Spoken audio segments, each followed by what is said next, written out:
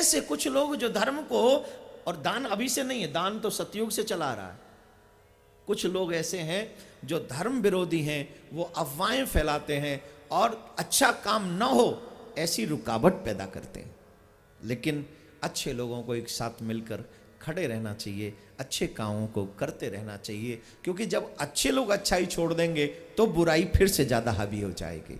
तो बुराई हावी ना हो उसके लिए जरूरी है कि अच्छे लोग एक साथ खड़े रहें। तो राजा से कह रहे ब्राह्मण, दान तो हमने आपसे लिया है, हमें 2 गाय नहीं चाहिए, हमें एक ही चाहिए, लेकिन यही चाहिए जो दान में लिए। अब राजा ने थोड़ा लालच देना शुरू किया, 1 गाय के बदले 4 ले लो, 10 ले लो, 20 ले लो, एक को बोले 1000 गाय ले लो, 1,00,000 गाय ले लो, लेकिन इसको छोड़ दो। तब ब्राह्मणों को क्रोध आ गया, अरे राजा, तू हमको ब्राह्मण नहीं समझता है, तू तो हमको लालची समझता है, तू हमें लालच दे रहा है पर न्याय नहीं कर रहा है। एक और बात बता दें, जिन ब्राह्मणों को आप दान दें, भाव रखें, उन्हें कभी लालची न समझें, वरना दिया हुआ दान सब नष्ट है, कोई काम का नहीं वो दान आपका। लालची वो होते हैं जो अपने लिए करते हैं, लालची वो होते हैं जो अपने ईगो के लिए करते हैं, लालची वो होते हैं जो अपनी परिवार के लिए करते हैं, लालची वो नहीं होते जो समाज के लिए करते हैं, लालची वो नहीं होते जो अपने धर्म के लिए करते हैं, लालची वो नहीं होते जो आपके बच्चों के लिए करते हैं, वो लालची नहीं होते। अब कथा कितना बड़ा दान देती है, यहाँ पर कितने लोग बैठे हैं जो ये कहते हैं हमने मच्छी खाना छोड़ दिया भागवत कथा सुन सुनकर। कितने लोग हैं जिन्होंने छोड़ दिया, एक बार हाथ उठाइए। ये भागवत सुन के ही छोड़ा है ना। अब ये बताओ, मच्छियों पे कितनी बड़ी दया कर दी भागवत ने, कितने लोगों से बच गई वो लोग कहते कथा कुछ देती नहीं। अरे भैया, अंधे हो क्या, आंखें खोलो, बहुत कुछ दिखेगा, भागवत बहुत देती है, ठाकुर जी की कथा बहुत कुछ देती है। अब राजा लालच को बढ़ा रहे, तो राजा को बार बार ये कहने से ब्राह्मण को क्रोध आ गया कि तुम हमको लालची समझते हो, तो साप दे दिया, जाओ हम तुम्हें साप देते हैं कि तुम गिरगिट हो जाओ, जैसे गिरगिट रंग बदलता है वैसे तुम बदलते हो। तो इतना दान देने वाला राजा वो गिरगिट बन गया। पर क्या उसका दान दिया हुआ नष्ट हो गया? बोले नहीं। चरणों में गिरकर क्षमा याचना मांगने लगा। तब उन्हीं ब्राह्मणों ने कहा कि तुम्हारा उद्धार भी तुम्हारे इस दान की वजह से ही होगा, कि द्वापर युग के अंत में जब कृष्ण अवतार होगा तो तुमको उनका दर्शन होगा। अब हम आपसे कहें कि जितने भी लोग हैं या कोई भी बोले हम पूरा कलकत्ता भगवान को दे दें दान में, और इसके बदले में 1 सेकंड भगवान हमें दर्शन दे दें, वो देंगे? जवाब दीजिए, देंगे? नहीं देंगे। लेकिन सेवा भाव अगर अच्छा है, 2 रुपये भी आप मत दो, लेकिन सेवा भाव और श्रद्धा में मजबूती है तो भगवान आपको बिना पैसे के ही दर्शन देंगे।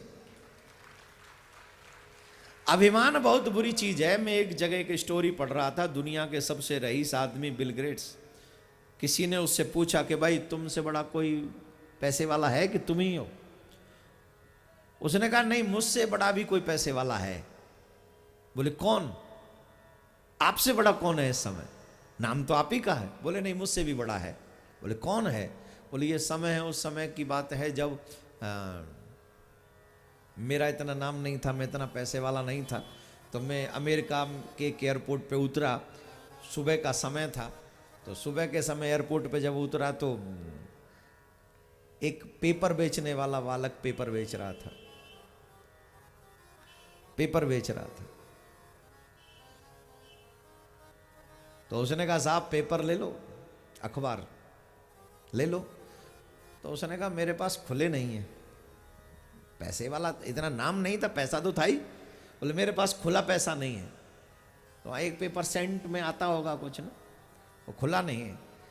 बोले कोई बात नहीं साहब, आप ये पेपर ले लो, एक्चुअली मुझे जितना प्रॉफिट करना था मैं कर चुका हूँ, ये मेरे बेनिफिट में से है, जो पेपर मैं आपको दूंगा ये बेनिफिट में, मेरे लाभ में से है। मैं तो मुझे जो चाहिए था वो मुझे मिल गया, अब एक्स्ट्रा लाभ हुआ है तो आप पेपर पढ़ लो। बिल गेट्स ने बिना पैसा दिए पेपर पढ़ लिया, पेपर ले गए। कुछ समय बाद फिर एक बार और आए उस एयरपोर्ट पे, फिर वही बालक से मिले, फिर उस बालक ने कहा कि आप ये ले लो पेपर। हाथ डाले जेब में, बोले खुले नहीं। बोले कोई बात नहीं, मेरा काम हो चुका है, आप ले लो। बड़े परेशान, ये पैसा नहीं है ही नहीं, दूं खुले कहां से। तो फिर तीसरी बार जब वो उनका बहुत नाम हो गया, बहुत ज्यादा नाम हो गया, अपार पैसा हो गया, तो वहीं उसी एयरपोर्ट पे उतरे तो फिर वही बच्चा नजर आया। बच्चा मतलब बड़ा हो गया था। फिर उसने कहा कि आप पेपर ले लो। तो उसने कहा आज इसका कर्ज उतारता हूं। बोले बता तुझे कितने की जरूरत है। बोले मतलब। बोले देख मेरे पास अब बहुत है और तूने मुझे 2 बार फ्री पेपर पढ़वाया है, तो तेरा कर्ज भी मेरे पास है। मैं चाहता हूं मैं तेरी हेल्प करूं, तू जितना चाहे मैं तुझे उतना दे दूंगा, तुझे जो चाहिए तू बोल एक बार। उस पेपर वाले का जवाब था, साहब मैंने दोनों दिन आपको पेपर अपने प्रॉफिट में से दिए हैं, और आज भी पेपर पढ़ना हो तो प्रॉफिट में ही पढ़ लो, आपसे मुझे कुछ चाहिए नहीं। कितने गजब की बात है कि दुनिया का सबसे रईस आदमी एक पेपर बेचने वाले को कह रहा है कि तुम कुछ ले लो, और उसने मना कर दिया कि मुझे कुछ नहीं चाहिए। तो उस बिल गेट्स ने ये कहा है, अपनी किताब में लिखा है शायद उसने, कि मेरे से ज्यादा अगर कोई पैसे वाला है तो वो पेपर बेचने वाला है, जिसने मुझे अपना कर्जदार बना दिया पेपर पढ़वा कर, लेकिन मुझसे उसने कोई हेल्प नहीं ली मेरे कहने के बावजूद भी। तो मुझसे ज्यादा वो है।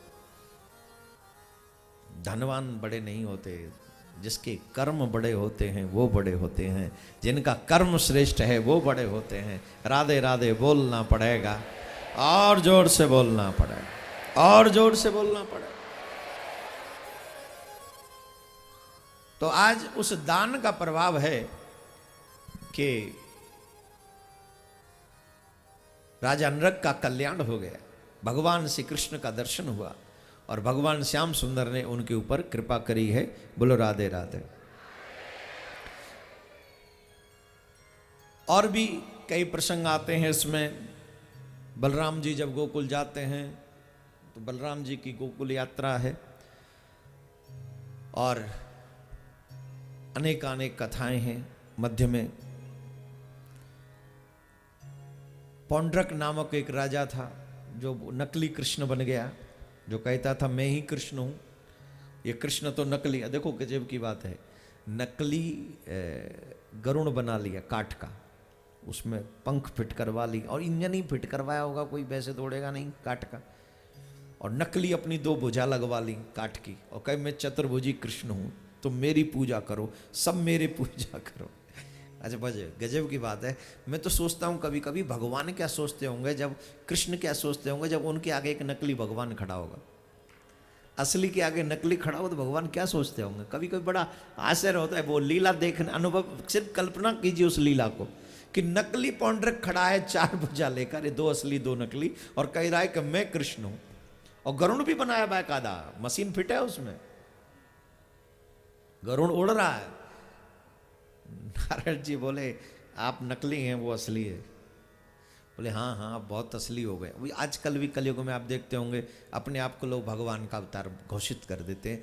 मैं पुनः आपसे कह रहा हूँ, अगर किसी दिन गलती से मुझ में भी घमंड आ जाए और मैं भी अपने आप को कह दूँ कि मैं भी कृष्ण का अवतार हूँ, तो उसी दिन से मेरी कथा सुनना बंद कर दीजिएगा, उसी दिन से।